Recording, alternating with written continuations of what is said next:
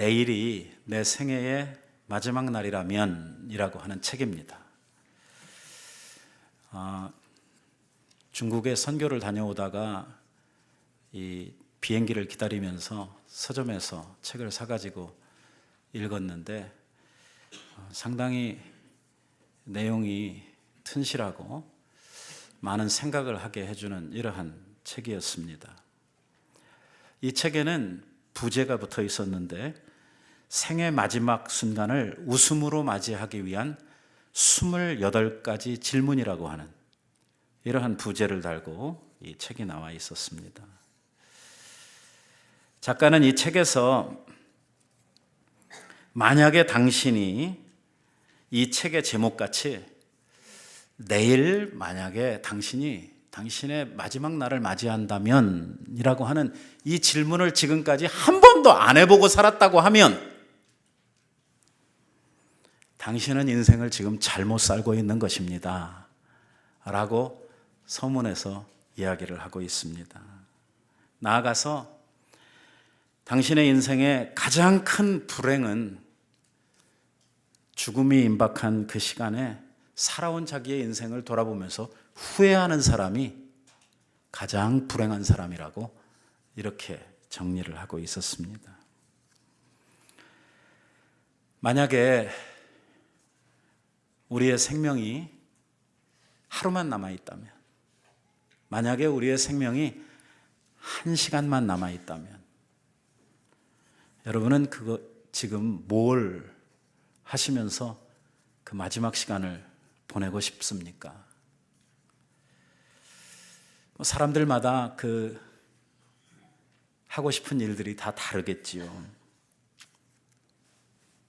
어떤 분들은 자식들 빨리 불러가지고 유산 정리를 해야 된다고 생각하는 이러한 사람도 있을 것이고, 또 어떤 사람은 이제 1시간이면 죽는데 실컷 못 먹은 거나 먹어보고 죽겠다고 생각하는 그러한 사람도 있을 것이고, 사람들마다 자기의 삶을 통해서 뭔가 하고 싶은 것들이 다 다를 것입니다. 저는 성도로서, 목사로서 만약에 나한테 1시간이 주어져 있다고 하면 뭘 할 것 같은가 라는 생각을 하면서, 저는 죽고 나면은 우리가 필연적으로 주님을 만나야만 하니까 조용히 앉아서 주님을 만날 준비를 할 것 같습니다.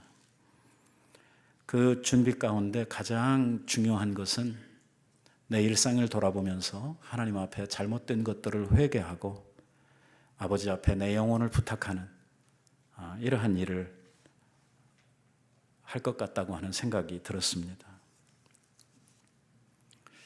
우리에게 내년이 있고 또 우리들에게 몇 년의 해가 남아있는지는 모르지만 우리들 앞에 살아갈 날들이 분명 더 있는 것은 확실하지만, 그러나 우리가 2017년이라고 하는 이러한 인생의 한 해의 마지막 시간, 이 마지막 날을 우리들이 맞이하면서 하나님 앞에 이러한 질문을 한 번쯤 우리들 자신들을 향해서 하는 것은 매우 뜻깊은 이러한 일이라고 생각을 합니다.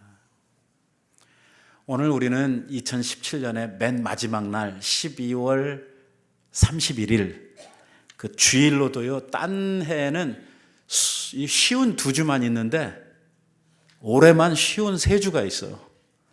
그래서 하루를 보너스로 받아가지고 있는 이날, 이제 오늘이 지나고 나면은 2017년에 우리의 삶은 완전히 끝이 나고 내일부터는 이제 2018년에 새로운 해가 떠오르는 이러한 시간에 오늘 우리들이 마지막 시간을 보내면서 하나님 앞에서 내가 정말 한 해를 후회 없이 살았는지, 오늘 내가 산 한 해는 하나님 앞에 얼마나 의미가 있고 보람 있는 이러한 한 해를 살았는지 하나님 앞에 생각하는 이러한 시간이 우리들에게 꼭 필요하다고 생각을 합니다.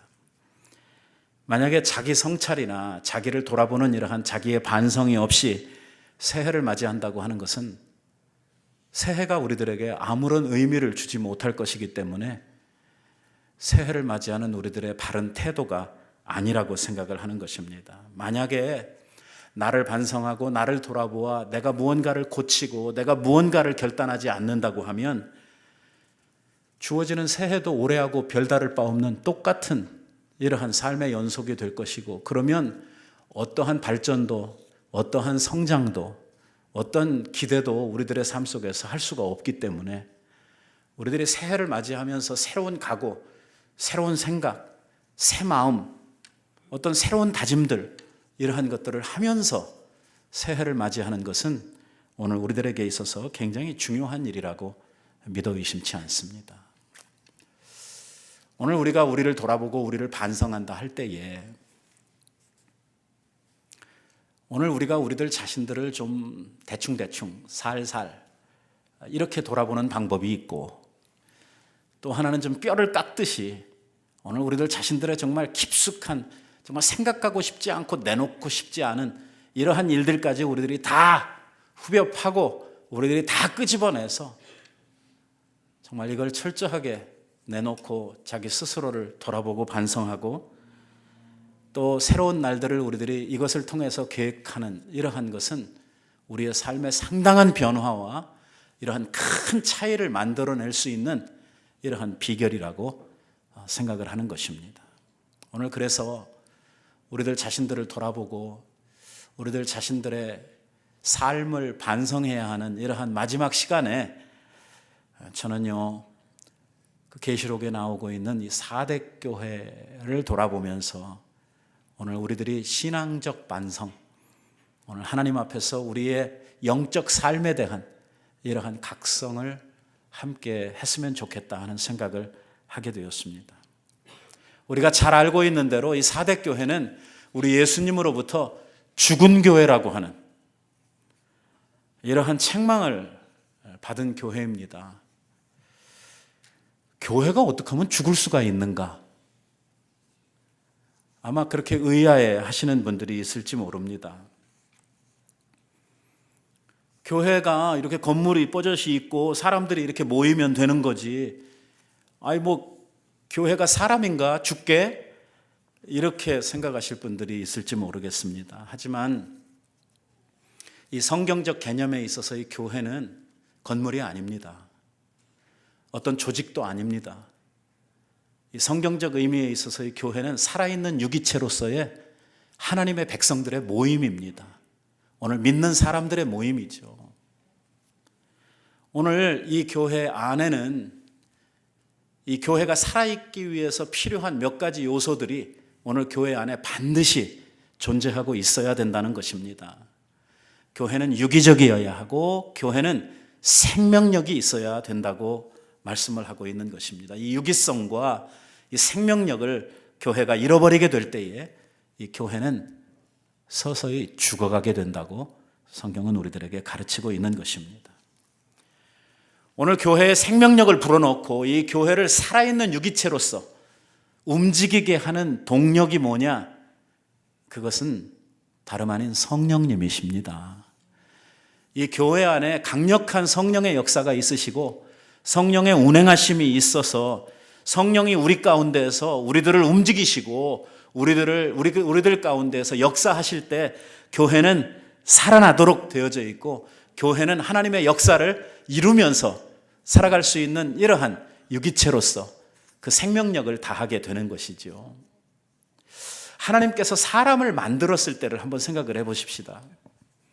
하나님께서 다른 모든 피조세계의 다른 것들을 만드실 때 다 말씀으로 창조를 하셨습니다. 빛이 있어라, 바다가 있어라, 별이 있어라, 뭐가 있어라 하시면 모든 것들은 그 주님의 말씀에 따라서, 명령에 따라서 그냥 그대로 다 형성이 되고 모든 것들이 다 창조가 되었습니다. 한데 하나님께서 사람을 만드실 때는 그렇게 만드시질 않았어요. 동물들을 창조하시고 다른 모든 것들을 창조할 때는 다 말씀으로 다 이렇게 하셨는데 사람을 만드실 때만 유독 하나님이 직접 흙을 떼어다가 사람의 모양을, 당신의 모양을 따라 빚으셨다고 말씀을 하고 있어요. 흙으로 만들어진 사람이에요. 그런데 흙으로 만들어진 그 무기체로서의 사람의 모형이 어떻게 살아있는 유기체로서 어떻게 이 사람이 생명이 되어지는 이러한 변화를 경험하게 되었습니까? 뭘 통해서 그렇게 이 흙으로 빚어진 사람의 모형, 인형 같은 이러한 이 모양이 뭘 통해서 살아있는 생명으로, 이게 진짜 살아있는 사람으로 이렇게 변화를 받게 되었죠? 하나님께서 그 코에 생기를 불어넣으셨다. 이렇게 창세기가 우리들에게 가르쳐 주시고 있습니다. 하나님께서 사람을 만드시고 그 코에 생기를 불어넣으시니 여기에 나오는 생기, 이 생기가 바로 뭐냐면 성령님이십니다. 이 바람이라고 하는 뜻이죠. 구약 성경 에스겔에 보면 에스겔이 본 환상 가운데에 한 골짜기에 있는 수많은 마른 뼈에 대한 환상을 보게 됩니다. 성령께서 선지자를 인도를 해가지고 한 곳으로 데려가시는데 그곳에 가보니까 한 골짜기가 있고 그 골짜기 안에는 수많은 마른 뼈들이 막 가득했다고 이야기를 합니다. 얼마나 오래됐는지 죽은 지가 완전히 백골이 되어가지고 하얗게 말라진 이러한 마른 뼈들이 가득한 이러한 골짜기를 가서 보게 되었지요. 뭐 우리가 이 이야기를 대충 다 알고 있으니까 길게 하지 말고, 이 말랐던, 이 죽었던 이 뼈들이 어떻게 하나님의 살아있는 군대로 바뀌게 되었습니까? 뭘 통해서 그렇게 되었습니까? 하나님께서 선지자를 통해서 말씀을 합니다. 뭐라고 이야기를 하냐면 동편으로부터 바람이 불어와서 이 죽은 자들에게 들어가게 하라. 그래서 하나님의 말씀을 대언을 했더니 하나님의 그 생명의 바람이 그 죽어진 마른 뼈들 위에 확 불어닥치면서 오늘 그 죽었던 뼈들이 다시 살아나게 되었다고 이야기를 합니다. 여기에 나오는 이 바람도 뭐냐면 성령님이십니다. 죽은 것을 살리시고 살아있는 것을 더욱더 유동적으로 만드는 이러한 이 동력의 원인이 뭐냐면 성령님이시죠. 생명을 주시는 것은 성령의 고유한 역사입니다. 오늘 우리들이 육적인 생명을 가지고 죽어서 살다가 예수 그리스도를 영접함으로 말미암아 하나님의 생명으로 다시 살게 되죠. 그래서 우리는 이것을 중생이라 거듭남이라 이렇게 부릅니다. 오늘 우리에게 그 생명을 주시는 분이 누구십니까? 역시 성령님이십니다. 우리를 살리시고 우리에게 생명력을 공급해 주시는 이러한 생명의 역사를 하시는 분은 곧 성령님이시라고 하는 것이죠. 교회에 성령의 역사가 차단되게 될 때에, 성령의 역사가 오늘 우리들 가운데에서 약해져 가기 시작을 할 때에 오늘 교회는 생명력을 잃어갈 수밖에 없다고 하는 것이죠. 그래서 이 교회는 이 성령의 역사가 너무나 중요한, 교회의 가장 중요한 이러한 요소 가운데 하나입니다. 우리가 사도행전에 보면 교회가 이 세상에 탄생하게 되는 그 역사를 기록을 하고 있습니다. 우리 예수님께서 제자들에게 내가 너희들에게 약속한 그것을 기다려 예루살렘을 떠나지 말고 그것이 오기까지 너희들이 열심히 모여서 기도하라고 가르쳐 주셨어요. 그래서 120문도가 마가의 다락방에 모여서 열심히 기도를 했습니다. 열심히 기도를 하는 가운데에 갑자기 어느 날 하늘로부터 성령이 강력하게 그들에게 임하시게 되죠. 이 성령이 임하심으로 말미암아 예루살렘에 뭐가 탄생을 하냐면 교회가 탄생을 하게 됩니다. 이 교회는 성령의 강력한 역사 가운데에서 부흥의 역사를 거듭해 가도록 되어져 있죠. 이 초대 교회를 보면, 예루살렘 교회를 보면 성령의 역사들이 그 교회 가운데 아주 강력하게 나타났던 것을 우리는 보게 됩니다. 사람들이 자기의 삶 가운데에서 역사되어지는 이러한 성령의 놀라운 능력의 부으심, 이 성령의 기름 부으심을 체험하면서 이 교회가 하나님 앞에서 너무나 크게 부흥하고 성장하고 단단해지고 하는 이러한 역사를 계속해 갔던 것을 우리는 보게 됩니다. 이러한 모든 것들을 우리들이 생각해 볼 때에 교회의 성령의 역사가 사라지고 오늘 성도들에게서 이 성령의 강력한 이러한 은사들이 오늘 우리들 속에서 역사되어지지 않을 때, 그때가 바로 교회가 죽어가기를 시작을 하는 때입니다. 문제는 교회를 나오고 있는 많은 이 교인들, 또 실제로 그 심령 속에서 성령이 소멸되어져 가고 있는, 성령의 역사가 점점 더 사라져가고 약해져 가고 있는 그 본인들이 자기 안에서 성령이 지금 약해져 가는지, 자기 안에 성령의 역사가 있는지 없는지, 이러한 것들을 감지하지 못한다는 것이 문제입니다. 이걸 알면 우리들이 정신 차릴 텐데, 이게 뭐 자동차에 기름 빠져나가는 것처럼 알면 어느 정도 빠져나가면 기름을 다시 채워야 되겠다는 것을 우리들이 인지를 할 텐데, 이 살아있는 생명으로서의 성령이 우리 가운데에서 그 역사를 멈추고 우리 가운데에서 서서히 사라져갈 때에 오늘 그 사람의 삶 속에서 역사되어지는 성령에 대한 이 느낌, 이 성령에 대한 이러한 감지하는 것이 사람들에게 전혀 되어지지를 않는다는 것이죠. 이 4대 교회도 바로 그러한 교회였습니다. 문제는 이겁니다. 4대 교회의 교인들이 자기들은 지금 뻔히 살아있는 줄로 생각을 하고 있는 이것이 문제입니다. 아까 우리가 읽었던 말씀에 보니까 뭐라고 예수님께서 이 4대 교회를 향해서 말씀을 하냐면, 너희는 살아있다고 하는 이름은 있지만 실상은 죽었다, 이렇게 말씀을 하는 거예요. 지금 4대 교회 교인들은요, 자기들을 향해서 죽었다 그러면요, 지금 뭔 소리 하냐고 이렇게 지금 대들판이에요. 왜? 자기들은 지금 살아있다고 믿고 있는 것이죠. 자기네들에게 무슨 문제가 있냐고 이렇게 말을 하고 있는 것입니다. 그런데 예수님이 보니까, 교회의 주인이시고 그 생명의 주인이신 예수님이 그 교회를 와 보니까 이 교회는 살아있는 교회가 아니에요. 살아있는 것 같은 겉모습은 있는데 실제로는 보니까 죽은 거예요.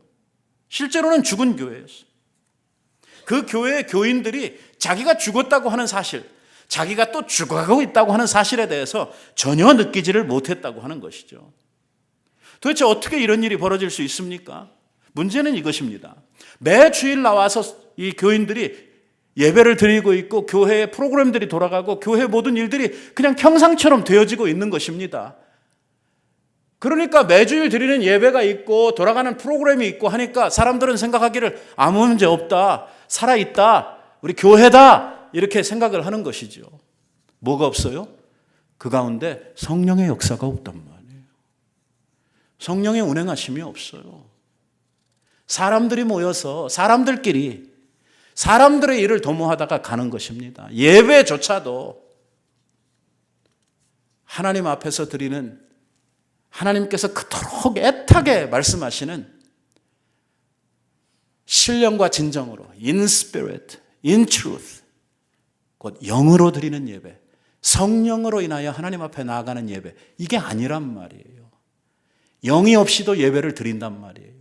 육신만 가지고 예배를 드린다는 것입니다.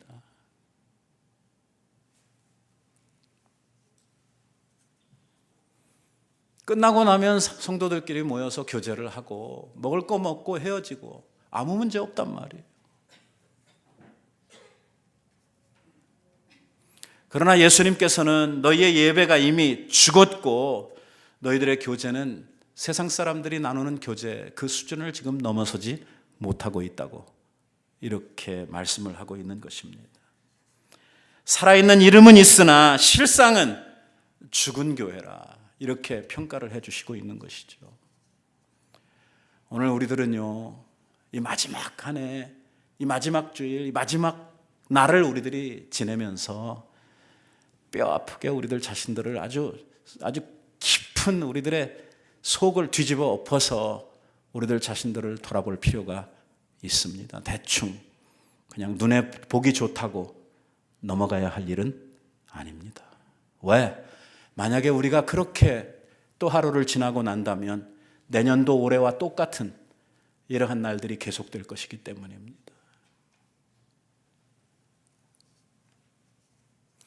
무엇이 교회를 죽게 만드는가? 교회를 죽게 만드는 이유가 뭔가? 오늘 성령이 어떻게 하면 교회에서 떠나가시게 되는가? 어떻게 하면 성령은 교회 가운데서 당신의 역사를, 당신의 일을 안 하시고 손을 놓게 되는가 하는 것이죠. 그 첫 번째는 교회가 잘못된 진리 안에 서게 될 때에 성령이 역사하시지를 않습니다. 성령은 진리의 영입니다. 성령은 진리 가운데에서만 역사합니다. 성령이 역사하시는 판을 만들어 드리려고 하면 우리 성도들이 진리를 사랑하고 진리 가운데 서 있어야 그 진리 안에서 역사하시는 성령께서 마음껏 일을 하실 수가 있도록 되어져 있는 것이죠. 오늘 하나님의 말씀을 우리들이 바르게 받고 하나님의 말씀이 바르게 선포되고 하나님의 백성들이 하나님의 말씀을 쫓아 살려고 하는 이러한 열망 가운데에서 정말 주를 향한 이 갈급한 말씀에 대한 이러한 사모함이 우리들에게 있어야 한다는 것입니다. 오늘 주님의 교회에 오면서 말씀에 대한 이러한 사모함이 없고 오늘 예배 견디기, 설교 견디기 이런 거 하고 있으면 그 심령에는 성령이 더 이상 역사할 틈이 없다는 것입니다. 제일 먼저는 오늘날 교회가 참된 진리의 말씀을 전파하지 않는다는 것이 문제입니다. 오늘날의 교회들이 하나님의 진솔한 말씀, 하나님의 심장, 하나님의 기대, 하나님의 요구 이러한 것들을 성도들에게 이야기하지 않습니다.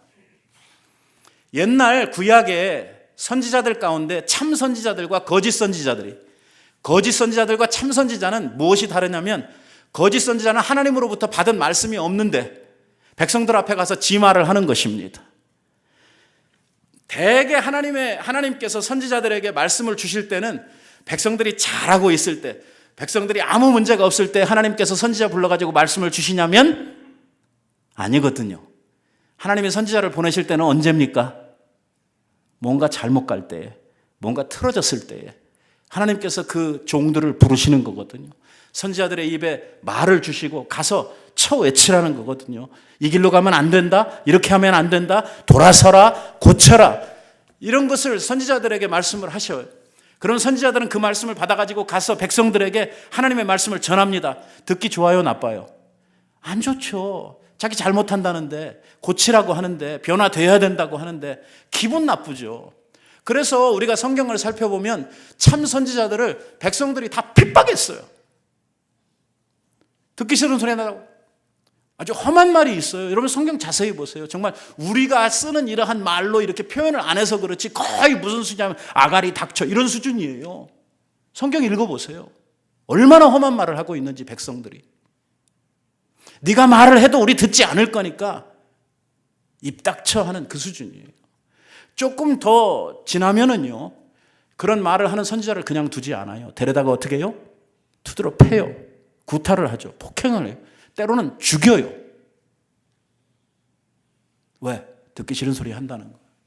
그래도 참 선지자들은 하나님의 말씀이기 때문에 그들의 사명이 전하는 데 있기 때문에 가서 맞아 죽어도 가서 그 말씀을 전하는 거예요.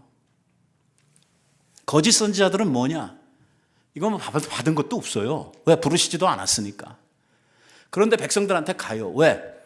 가서 뭘 해야 먹고 사니까. 그러다 보니까 백성들이 듣기 좋은 소리를 하는 거예요. 백성들의 기호에 맞춰가지고 백성들이 원하는 소리들을 해주는 것이죠. 다 괜찮아. 봐, 다른 사람들 이렇게 하는데도 아무 일 없잖아.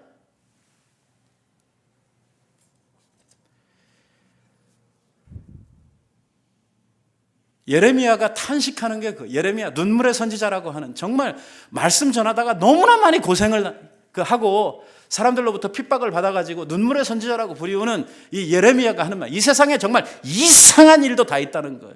그게 뭐냐? 선지자들은 거짓을 예언하고 백성들은 이것을 좋게 여기니 세상에 이런 이상한 일이 어디 있느냐라고 이야기를 해요. 하지만 오늘 이 시대도 똑같은 이러한 현상이 계속되고 있다는 것이죠. 사람들은 자기 귀에 듣기 좋은 말을 해달라는 거거든요. 오늘 교회는요, 하나님의 진리가 선포되고 그 진리가 교회 안에 설 때에 성령이 그 가운데 역사를 하시는 것입니다. 믿으십니까?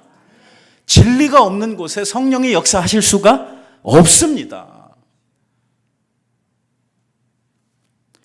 하나님의 진리의 말씀이 우리에게 선포되게 될 때에 그 살아있는 생명의 말씀이 우리들에게 오실 때에 그 생명의 말씀이 죽은 자들을 살리시고 오늘 우리의 모든 황량하고 침체된 이러한 삶을 새롭게 하시는 것입니다. 마치 에스겔이 본 환상처럼 성전의 문지방으로부터 흘러나리는 이러한 물이 쭉 흘러가면서 죽었던 모든 것들을 다 살리고 마지막에는 죽음의 바다라고 불리우는 이러한 사해바다에까지 들어가서 죽었던 모든 것을 다시 살려내는 것처럼 오늘 우리를 살리는 것은 하나님의 진리의 말씀입니다. 교회가 뭐 하는 데냐? 교회는요, 하나님의 진리의 기둥과 터입니다. 하나님의 교회는 다른 거 아니에요. 하나님의 진리가 서서 진리가 선포되고 진리를 수호하고 진리를 전파하는 곳이 교회입니다. 그렇기 때문에 교인들이 하나님의 진리의 말씀을 사랑해야 됩니다. 이 진리의 말씀을 받으려고 사모하는 열정과 마음이 있어야 돼요. 그야말로 성경 그 시편 기자의 말처럼 목마른 사슴이 물을 찾아 그 영혼이 갈급함과 같이 오늘 우리가 주님을 찾기에 주의 말씀을 찾기에 갈망하는 이러한 심령이 우리들 속에 있어야 되는 거예요. 오늘 주일날 주님의 교회에 나올 때 어떤 열정, 어떠한 기대를 가지고 왔어야 되냐면 하나님 앞에 이 말씀 받아서 내 영혼이 깨끗이 씻음 받고 말씀 받아서 우리가 새롭게 되고 말씀 받아서 우리가 우리의 어두워진 길을 밝히고 이 말씀 속에서 역사하시는 성령의 큰 은혜를 우리들이 사모하면서 지금 이 자리에 나왔어야 되는 거예요. 그래야 성령께서 그 안에 역사하신단 말이에요. 성경이 우리들에게 말씀하시는 것이 바로 이것 아닙니까? 하나님의 말씀은 살았고 운동력이 있기 때문에 이 하나님의 말씀이 바르게 전파되고 하나님의 말씀이 바르게 여러분들의 심령을 찾아들기만 하면 이 말씀이 우리들의 심령과 골수에 들어가서 사람들의 잘못된 부분들을 다 찔러 쪼개고 수술해내고 상한 부분들을 다 고쳐서 우리들을 새롭게 하시는 이러한 능력의 말씀, 운동력이 있는 이러한 말씀이 된다는 것이죠. 약은 써도 먹어야 되는 겁니다. 그래야지 고침을 받는 것이죠. 아픈 사람이 약이 쓰다고 안 먹고 맨날 캔디만 달라고 그러면 얼마 못 가서 죽는 것입니다. 수술을 받아야 될 환자라고 하면 힘들어도 위험스러워도 어찌해야 합니까? 수술을 받아야 하는 것입니다. 그러지 않고는 살 길이 없는 것이죠. 너무 무섭다고, 너무 아플 것 같다고, 안 하겠다고. 그러면 가시는 것밖에 방법이 없죠. 하나님의 교회는요, 하나님의 말씀이 바로 선포되어야 됩니다. 그리고 하나님의 백성들이 하나님의 말씀을 받아서 그 말씀 가운데 살려고 애를 써야 하는 거예요. 그래야지 교회가 사는 것입니다. 교회는 하나님의 말씀이 막히면 교회는 죽어가기 시작을 하는 거예요. 하나님의 진리의 말씀이 틀어지게 되면 성령이 더 이상 역사하지 않아요. 왜? 성령이 일하시고 성령이 역사하시는 판이 뭐냐면 진리예요. 진리 가운데에서만 일하셔요. 근데 진리가 꺼져가고 이 진리가 사라져가면 성령이 뛰실, 성령이 일하실 이러한 판이 사라져버린단 말이에요. 그러니 교회에는 성령의 역사가 사라져갈 수밖에 없는 것이죠. 여러분, 새해는 말씀 사모하면서 사십시다. 그래서 우리가 내년부터 새벽에 일어나서 하나님 말씀 읽는 이 성경 통독을 위한 새벽 기도회를 시작을 합니다.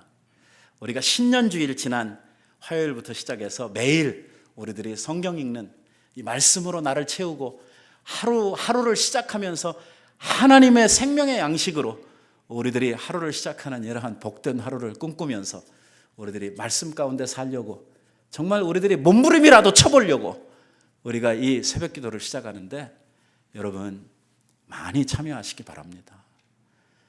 우리는 말씀 가운데 서야 우리의 영혼이 산다고 하는 것을 믿으시고 우리 모두가 이 일을 위해서 정말 열심을 내고 우리들이 하나님 앞에 부지런히 우리의 영혼을 위해서 정말 일하는 이러한 한 해가 되어졌으면 좋겠습니다.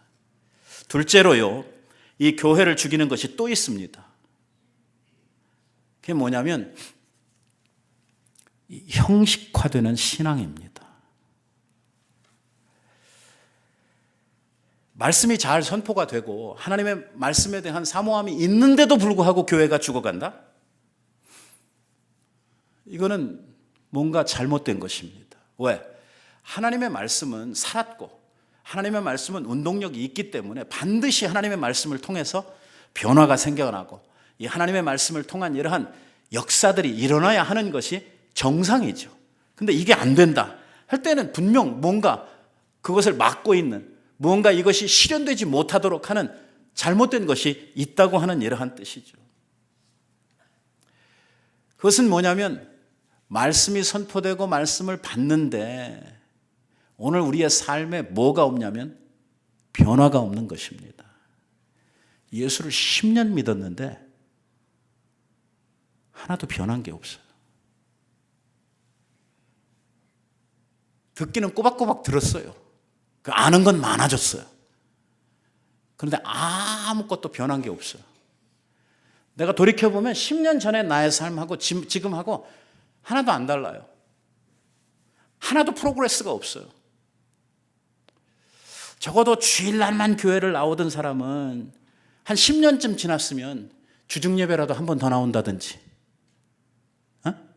성경을 안 읽던 사람은 한 10년쯤 신앙생활 했으면 하루에 성경 한 장이라도 읽는다든지 뭔가 이 신앙의 어떤 변화, 어떤 프로그레스가 있어야 되잖아요. 근데 10년이 지났는데 10년 전하고 지금하고 똑같아. 아무것도 달라진 게 없어.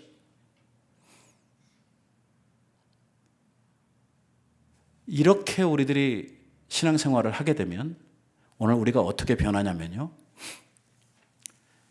이 교회에서 말씀은 계속 듣는단 말이에요.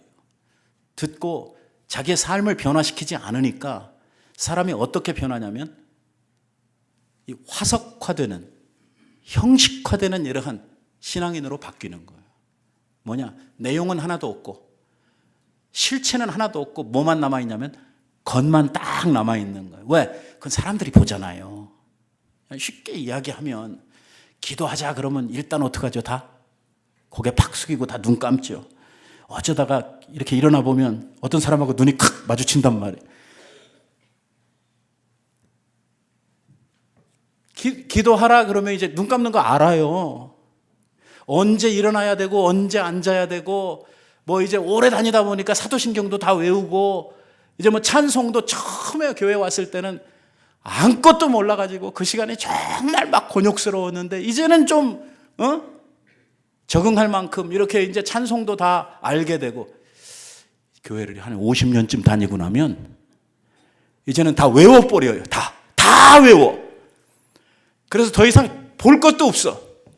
찬송할 시간에 뭐만 하냐? 누구 왔나 옆에 쳐다보고 뒤 쳐다보고. 영혼 없는 예배. 내용이 없는 신앙. 이제는 뭐는 다 남아있냐면 이 예법이나 이 예배의 순서나 뭐 이런 것들을 하는 거는 다 그대로 다 이제 딱 체질화되어 있고 딱 이게 폼이 딱 잡혀 있어요.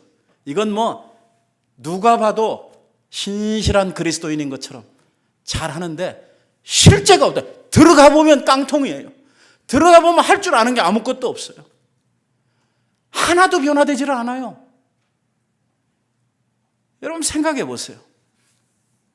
한번 솔직히 내 자신에게 한번 답변을 해보세요. 우리 2017년에 한 해를 살았는데 올 한 해의 열매로 내가 하나님 앞에 내 신앙이 이렇게 달라졌습니다.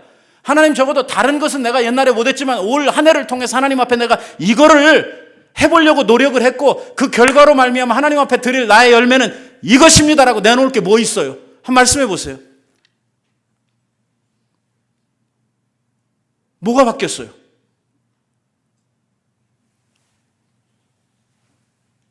이런 날들이 계속되게 되면 결국은 우리는 뭐만 남아있냐면 이 화석화된 이 겉모습만 딱 남아있는다.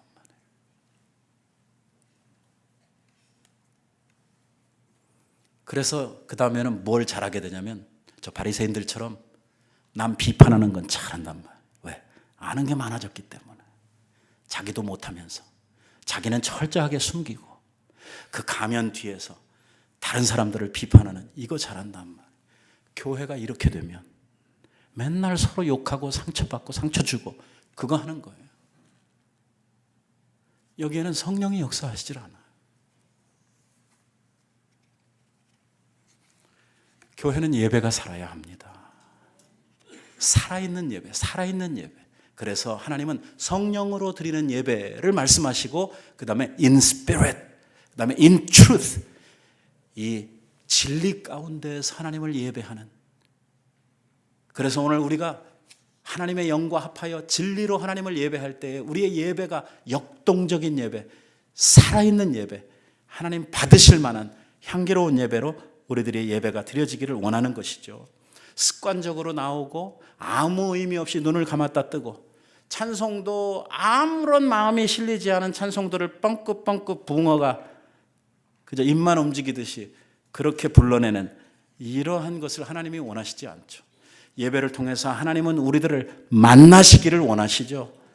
하나님께서는 오늘 우리들을 이 예배를 통해서 새롭게 하시고 우리의 문제를 풀어주시고 하나님께서는 하늘의 신령한 은혜들로 우리에게 복 주시어서 우리들이 세상으로서는 그 어떤 것을 통해서도 감당할 수 없는 이러한 영적 능력, 이러한 영적인 사람으로서의 이러한 필요한 모든 것들을 이 예배 시간을 통해서 공급해 주시는 것이죠. 오늘 4대 교회를 향해서 예수님께서 하시는 말씀을 한번 들어보세요. 너는 너를 일깨워 그 남아 죽게 된 것을 굳게 해라. 자, 어쩌다는 거요? 그래도 지금 뭔가 조금 남아있는 게 있대요. 아직. 이 죽게 된 것을 굳게 해라. 내 하나님 앞에 내 행위가 온전한 것을 찾지 못하였느니라. 그러므로 네가 어떻게 받았는지, 어떻게 들었는지를 생각하고 회개하라고 이야기하고 있어요. 바로 오늘, 바로 이 마지막 주일, 이 송년주일이 하나님 앞에 그거 해야 되는 날이에요. 하나님 앞에 나를 돌아보고 회개하고 새로운 날들을 향해서 내 마음을 새롭게 하는 이러한 시간이 바로 오늘이에요. 오늘은 뭐 우리들끼리 뭐 재밌다고 같이 어울려서 뭐 좋다, 새해 이러는 날이 아니고 오늘은 내 자신을 돌아보면서 하나님 앞에 정말 새해를 맞이하기 위한 새로운 마음의 틀을 준비하는 이러한 하루가 돼야 된다고 하는 것입니다. 오늘 주님께서 4대 교회를 향해서 말씀하셨던 이 말씀을 가만히 들어보면 지금 이 교회가 뭔가 그 죽게 된 것을 고치기만 하면, 다시 말하면 회개하고 그들이 새롭게 되기만 하면 안 죽을 수도 있다고 하는 말씀을 전제로 하고 있는 거예요. 사람은 한번 죽으면 그걸로 끝인데 교회는요, 죽었다가도 다시 살 수 있다는 거예요. 이게 교회가 가지는 특성이에요. 성령의 역사를 가로막고 있는 이러한 것들을 제거하기만 하면 교회는 바로 살아나는 거예요. 왜? 교회는 성령이 역사하시면 그때서부터 교회는 생동감이 넘치고 이 교회는 살아나도록 되어져 있거든요. 그래서 오늘 여러분들이 마음을 새롭게 하고 하나님 앞에서 내 자신을 각성하고 새해를 향한 새 마음을 준비하는 이러한 하루가 되어야 되는 것입니다. 여러분, 좀 실속 있는 신앙생활을 하십시다. 좀 내용이 있는 신앙생활, 속 알맹이가 좀 있는 이러한 신앙생활을 우리가 살아가십시다. 겉만 번지르르한데 속은 텅 빈 이러한 신앙생활이 아니라 좀 겉은 후줄근해도 속 알맹이가 실하게 들어있는 이러한 신앙생활을 우리가 해야 되지 않겠습니까? 무엇보다도 우리의 예배를 살아있게 만듭시다. 여러분, 찬양의 기쁨을 아십니까? 유행 가는 말이에요. 막 몇 번씩 막 테이프가 막 달아 떨어지도록 이렇게 들으면서 오늘 주님의 찬양을 얼만큼 우리들이 엔조이하고 기뻐하고 그 찬양을 들을 때 막 눈물이 펑펑 쏟아지고, 어떤 분이 그러시더라고요. 아주 오래된 일인데 한번 간증을 하시는데, 예수 안 믿던 사람이 미국 와가지고 그 삼촌네 집에 얹혀 살면서 어쩔 수 없이 교회를 나오고, 한국에서 공단에서 하루 종일 그 일하시던 분인데 그러다 보니까 일이 고달프고 그러니까 하루 종일 유행가만 틀어놓는 거예요. 이 일하시는 분들 위해서. 그래가지고 유행가가 딱 나오면 아주 뭐 신곡에서부터 흘러간 노래까지 모르는 게 하나도 싹 다 외워가지고 그냥 노래 나오면 그거에 같이 흥얼거리면서 이렇게 일을 하시고 이랬는데 이게 교회에 딱 나오니까 찬송가를 부르는데 한 개도 안 한겨. 왜? 교회 처음 왔으니까. 그런데 가만히 보니까 유행가는 아무리 길어도 2절밖에 없는데 찬송가는 보통 4절, 이게 길면 5절도 있고 6절도 있는, 이게 완전히 돌개뜨래요. 근데 이 친구가 삼촌 따라서 어쩔 수 없이 교회에 출석을 하다가 어느 날 주님 만났어요. 주님 만나고 구원의 은혜를 알게 됐어요. 그러고 나더니 이 친구가요, 이 신앙 세계에 굉장히 몰입을 하게 되는데 얼마나 열심히 성경 공부하고 얼마나 열심히 찬송 많이 듣고 이렇게 하더니요, 얼마 안 가가지고선 이 교회 앞에 나와가지고선 여기서 특송을 하는데, 야, 유행가 그동안 많이 부른 그 가락이 딱, 아이고 얼마나 은혜롭게 찬송을 잘 부르는지요. 그러면서 간증을 하는 거예요. 자기가 옛날에는 유행가만 부르며 살았는데 요즘 내 입에 찬송가만 부르며 산다고 하는 이러한 이야기를 하는 거죠. 여러분, 우리가 일정하게 먹는 하루의 양식보다 하나님의 말씀을 더 사모하면서 살고 있습니까? 그러한 믿음 생활을 우리가 한번 해보십시다. 성경의 저자들이 내가 일정한 양식을 찾음보다 내가 하나님의 말씀을 찾기에 내 마음이 더 급했다고 이야기했던, 도대체 그 말이 뭔 말인지 우리들도 한 번쯤 한번 경험을 해보자는 것입니다. 하나님 앞에 나는 살아있는 예배자로 살고 있는가? 나는 하나님 앞에 드리는 물질이 깨끗한가? 내 가정생활은 하나님 보시기에 합당한가? 오늘 나의 사업과 직장은 게으름이나 아니면 주님 보시기에 부족한 이러한 것들이 없는가? 한번 깊이 내 자신을 돌아보면서 이 한 해가 다 가기 전에 우리들 자신들에게서 고쳐야 할 것들, 버려야 할 것들 무엇인지 생각하고 정리할 것을 정리하고 새해를 맞으시는 우리 모두가 되기를 바랍니다. 그래도 감사한 것은 4절 때문이에요. 이 4대 교회에 뭐라고 그러냐면, 그러나 4대에 그 옷을 더럽히지 아니한 자 몇 명이 너희에게 있어 흰 옷을 입고 다닌다는 거예요. 야, 이게 웬일입니까? 얼마나 감사. 그래도 이 교회가 그 주님이 평가해 주실 때까지 남아있을 수 있었던, 그래도 교회로서의 명맥을 유지할 수 있었던 비결이 뭐냐면 바로 이 사람들 때문이에요. 이 사람들. 근데 교회가 그 몇 사람들만 그러고 나머지는 다 죽은 자로 살아서야 되겠습니까? 교회가 생명을 살리는 곳이고, 이 교회가 정말 세상에서 우리가 낙심하고 상처받고 소외된 이러한 심령들이 주 앞에 나와서 다 소성함을 얻고 새로워져야 되는 이러한 것이 교회인데, 우리 모두가 다 주 안에서 이러한 생명력 있는 교회로 우리가 이 교회를 받들어 섬기고 우리들의 신앙이 살아나는 이러한 새로운 시대를 우리가 준비해야 되지 않겠습니까? 우리 성도들은 이 시대를 밝히는 등불이라고 우리 예수님께서 말씀해 주셨습니다. 여러분들이 바로 그 등불이고 우리 교회를 지키는 파수꾼들입니다. 오늘 자기의 옷을 더럽히지 아니하고 흰 옷을 입고 다녔던 사대교회에 몇 안 되는 이러한 성도들처럼 오늘 우리들도 하나님 앞에서 이 시대를 밝힐 수 있는 등불로 하나님 앞에 설 수 있게 되기를 바랍니다.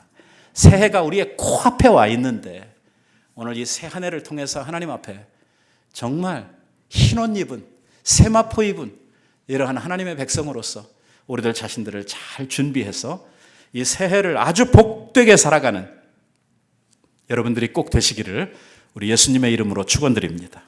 기도하십시다. 자비하신 아버지.